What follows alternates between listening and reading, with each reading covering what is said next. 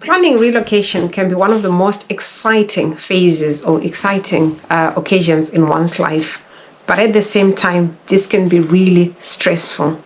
And in today's video, we're going to be exploring some of the challenges or some of the things that may delay one's relocation success. I've shared time and again my own experience to say it took me 5 years to finally relocate to the UK on a skilled worker visa. I tried different pathways, different countries altogether. In 5 years that I was like trying to be consistent, trying so hard to make it work. But there were obstacles, and I'm in this video, I'm going to be sharing some of the things that I've come to realize, like, okay, maybe if I could do things better in this area, probably it would have shortened the time span in which I would have relocated. I know in the end, everything lies in the hands of God, but there are other things that we can also do to quicken our journey, or to actually quicken the way in which we achieve our relocation goals and results. Guys, a big welcome to my YouTube channel. My name is Florence, for those of you that are watching us for the first time. And on this platform, we do talk about life in the diaspora, life abroad. We talk about success, opportunities, and we share our own personal experiences and the experiences and stories of others, but in the diaspora. So guys, if you haven't subscribed to this channel, please do so that you don't miss out on opportunities. You don't miss out on the stories that we share. Just in case relocation is for you, then know you're on the right place. So guys, without wasting much of your time, let's get right straight into it. One of the things that I do feel is the most important thing on relocation, and I've been saying this time and again because a lot of people lately have been reaching out to me like, Flo, what is it that I need to do? Can you help me with relocation? The first thing that I would encourage somebody to do is acquire as much information as possible. Guys, I do remember when we were still back home and my husband was like, I think we need to install Wi-Fi in this house.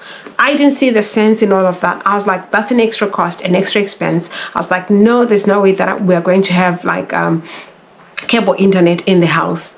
But guys, I don't think I was ready then.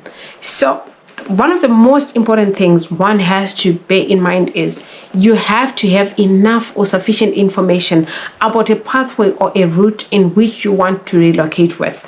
I'll tell you why it's so important. So by information, we mean, okay, you could be thinking, I want to relocate to the UK, but how do you want to relocate to the UK?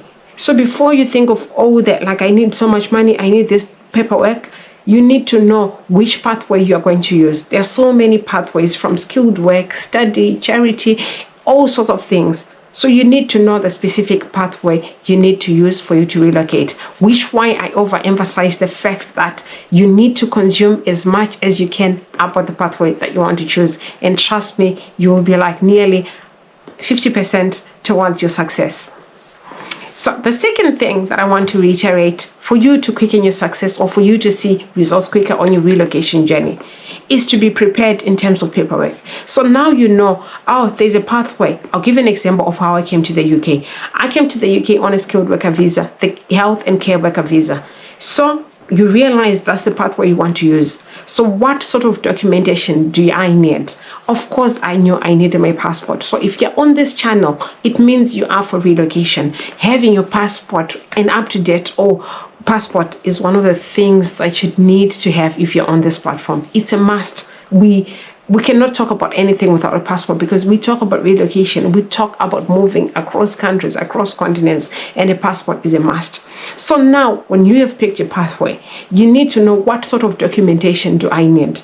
I'll give you my example, just in case somebody could be curious. Of course, why I picked the health and care worker visa, that had the minimum requirements that I would need for me to relocate. All I needed was my passport. All I needed was a job offer or my certificate of sponsorship. I needed a TB test for my visa application. I needed my police clearance, and I needed my IELTS. So now you know all the documents that you need. Some, it's a case of application, but for some, I'll give an example to say I had to write my IELTS English test. That meant I had to prepare for that test. I had to book for that test. I then had to go and write. So that goes into planning. You have to plan financially. You have to prepare as well for that exam, because you can fail. So it's very, very important that you understand the paperwork that you need. And for me, in my case, I believe in having all the paperwork together. But for some, they prefer to work on the paperwork while you're applying. But for me, I knew as soon as I had all the paperwork, I knew now it's time for me to apply for a job. And that made it so easy, because when employers do reach out to you and say, okay, we're interested in you, it's like, if I pass that interview, then I'm on the next plane to my desired destination. So it's very, very important for you to have an approach, to have a strategy to how you will get your paperwork together. And that can really make you see results quicker on your relocation journey. So for me, maybe some of you would want to know, at what stage did I start applying? I already had my passport. I already had my driver's license. I went on to write my IELTS English test. I had booked for my TB test. I had my police clearance already. And then I started to apply. And I knew I had like a lot of things out of the way. So my focus was on applying daily. So you don't want to like have divided attention whereby you're applying, you're also having to sit for exams, or you're still having to like be up and down, having to go and sort out paperwork. Again, this depends on where you live. Where I lived was away from everything. I had to like drive, or I had to take a bus to a different town altogether for me to gather these things together. So I had to be organized enough, like I need to get the paperwork bit out of the way. So that's sorted. The other thing that I want to talk about is the financial constraints that goes into it. I know I always say finances really shouldn't be a factor as to why you can or cannot relocate, but financial constraints play a huge factor in terms of seeing relocation results. Sometimes you need to be realistic with, okay, do you afford that certain or that specific pathway? I see there are people who be going like, I need to apply for a scholarship. This is how I'll fund. I've gone down that route before, and I've shared it before, but I'll again give you a quick rundown to say, I'd applied to a community college in America, and I'd gotten an offer from there.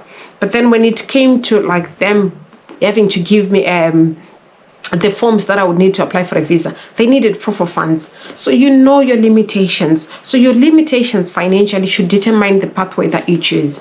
But there are always options. And again, if you have sought enough information about that pathway, definitely you will know there is means and ways in which you can actually fund that pathway in particular.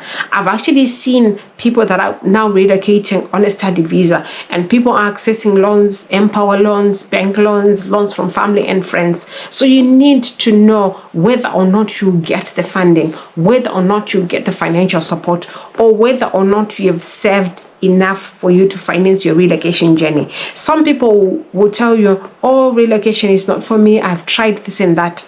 But then when you ask them, did you write your English? Oh no, I didn't have enough money for that.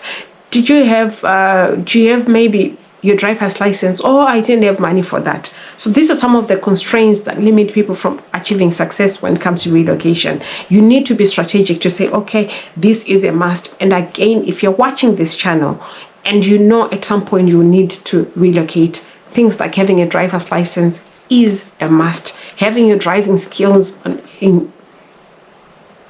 spot on is a must, because there's no way, I cannot imagine somebody living in the first world and they cannot drive. These things will hurt you long term. These things will even limit you in terms of the opportunities that you can even access when you relocate. So there are some things that if you are on this channel, if you're watching this video and you're thinking relocation, you need to really focus and get those things out of the way.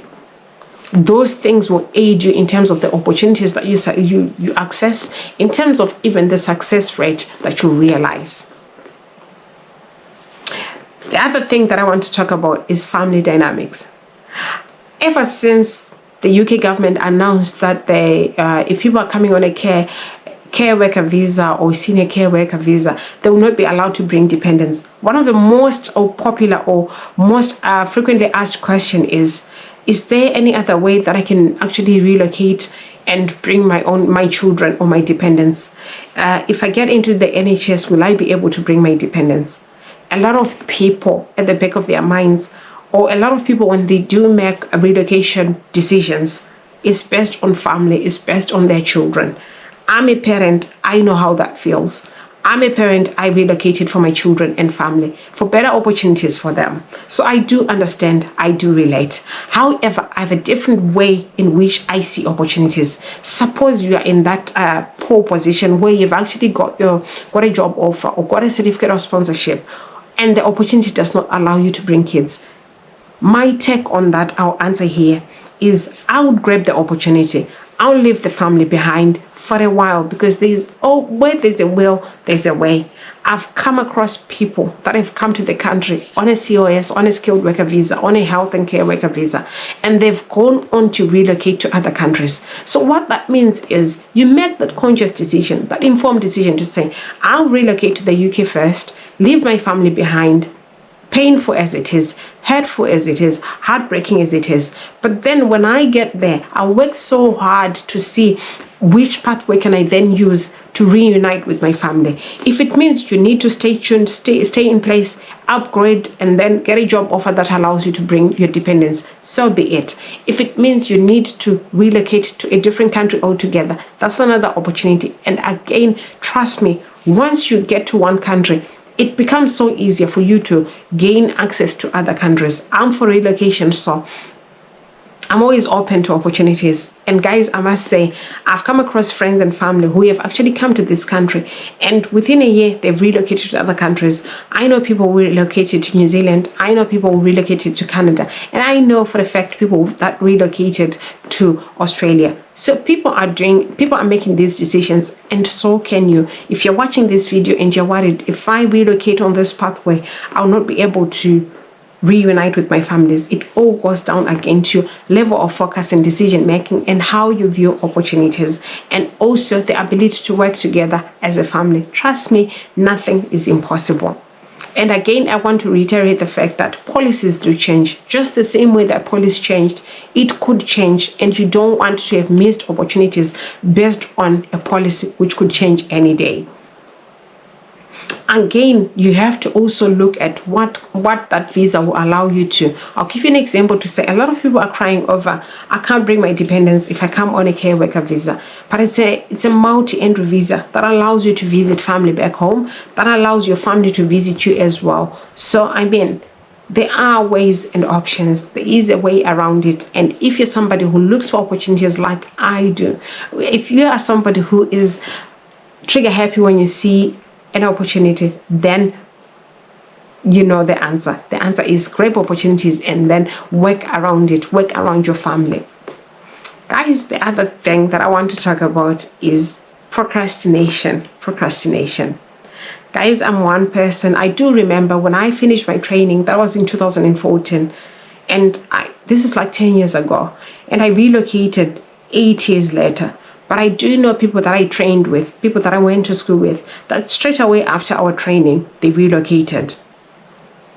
For some of us, it was that based on false comfort, based on, I don't want to go where my family isn't, I don't want to go to a new country, I'm not ready for that. Procrastination is the thief of time.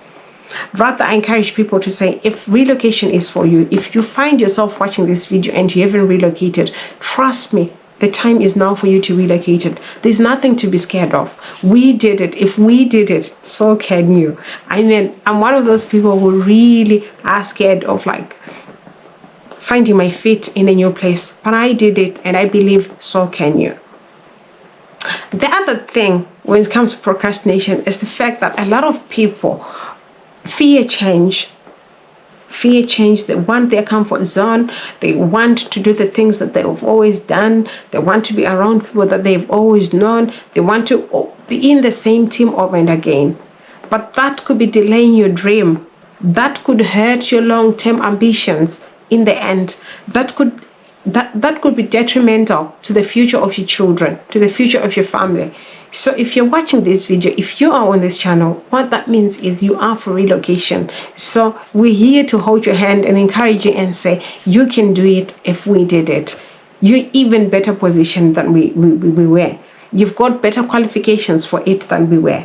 You've got better qualities. You've got better information because you're watching this channel. So go for it. Go for it. Don't delay a minute. Start your relocation journey now. The other thing, if not the last thing I want to talk about as a delay to people embarking on their relocation journey, is dependency on support from family and friends. I've got this question, I've seen it, I see it nearly every day, where people go like, oh, my relatives are not taking me, oh, my family is not helping me, oh, my friend hasn't given me that link. Guys, I'm here to tell you that will only delay, if not kill, your relocation dream. Why do I say that? I've always told people, like, the same probably search engine that you want your relative or your friend to go and look for jobs and give you the links is the same job search engine that you can watch wherever you are from. It's the same link they were going to send you. They watch the same Indeed that you can watch in Zimbabwe or wherever, Africa, or wherever you're watching us from. Which brings us to the first thing that I spoke about in this video, where I said your love for information, what you consume, will quicken your dream. Consume information, spend your time on these job search engines. Let Indeed be your friend. Google, YouTube, everywhere. Watch these videos where people do talk and share about opportunities.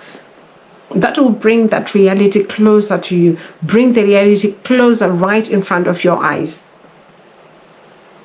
But a lot of people are relying on their friends. A lot of people are like, oh, my friends, they're not sending me enough links. They don't want me to come. They don't want this and that. Guys, hear it from me firsthand. I do live in the diaspora, and guys, life is so busy over here. I know people are busy overseas. I know people are busy back home, but this is a different kind of busy.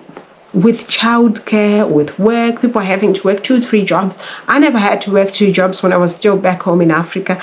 I knew nighttime was for sleeping. But wait until you come over here, like you work any time of the day. So that takes away the time that you're expecting them to go on a job search engine, find a job link, apply for you, if not to send to you. Or even to have time to review that CV of yours, or even, there's so many tools out there now. There's the ETS that can actually look at your CV and tell you if they are the keywords that an employer would look for. There is now so many AI search engines or AI platforms where you can actually come up with a nice, brilliant CV and cover letter for you to be able to apply on your own. Technology has advanced so well. So what we do when it comes to that technology and our relocation journey will determine our success when it comes to this. Make use of that technology, make use of that internet, make use of every tool at your disposal to quicken your relocation journey. So guys, this was just an encouragement journey as we end 2024, as we go into 2025, and we want to see more relocation stories, more people relocating, more people realizing their journey. So many pathways out there, so many countries to relocate to. And guys, 2025, we are here and we'll be sharing on opportunities as usual, and we do wish you all the very best on your relocation journey. We're here to hold your hand, we're here to support you, we're here to encourage you. And guys, don't hesitate to put your questions in the comments. If you've got anything that you want to see us share in the coming year, in the coming season, guys, just put it in the comments. Do reach out to us, and we do love it when we share what you want to hear, what you want to know from us. And guys, this brings us to the end of our video and the end to the year 2024. Guys, it's been amazing, you've been brilliant, and guys, you've made this whole journey on this platform memorable, amazing, and beautiful. And guys, here is my toast to next year. And guys, I'll see you in our next video in the next year, and it's bye for now. Bye from me.